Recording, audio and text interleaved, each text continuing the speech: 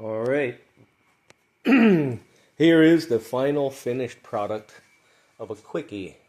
You know, back when you were young and you and your girl, you didn't have enough time, so you would grab a quickie. Well, that's what I did on this one. The heater hose on this car exploded on the old set and it emptied the whole coolant system all in the engine bay, so I was stranded at the side of the road. And a good friend of mine, Harry, came and picked me up, gave me some water, and we put the hoses together and I was able to get it home. So I took the opportunity to actually take some stuff apart and kind of detail it up to look factory. This is a real G-code 70 Boss 302, but that's a 351 Cleveland sitting in there. Back when they built the thing, I guess for the lack of a Boss engine, they put in a 351 Cleveland. And, well, what I did is I repainted the block, did the radiator, completely did all the insides of the firewalls, and redetailed in the black all back through here, and as well as the alternator.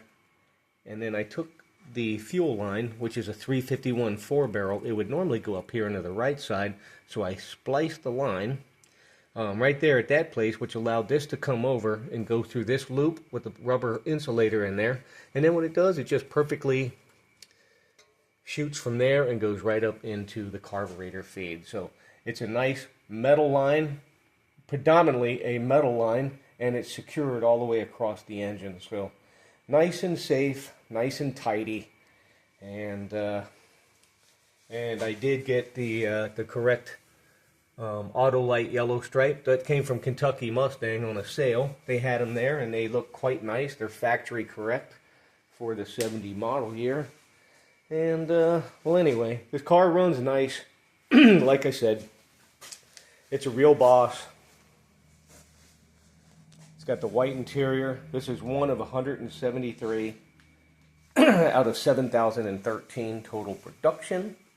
And the things to look for on the Boss, the certain equipment that you want is, if you had the Boss block, you would have a screw-in freeze plugs on that high nickel content block. You see those big plates on there? They're welded down along the bottom. Those are your shock tower reinforcements. That's Boss equipment. Your rev limiter, Boss equipment. And let's see, that's detailed to be like a Boss alternator.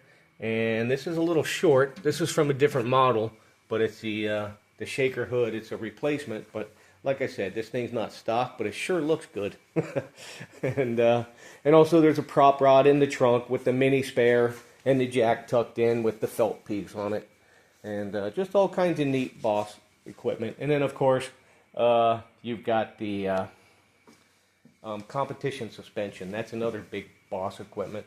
The rear shocks, you've got one shock is in front of the axle, the other shock behind the axle. It's a staggered suspension to prevent wheel hop, and that's what gives you the Boss G-code equipment. So thanks for hanging in there with me, and for a quickie, it turned out pretty good. Gauze Garage, thank you.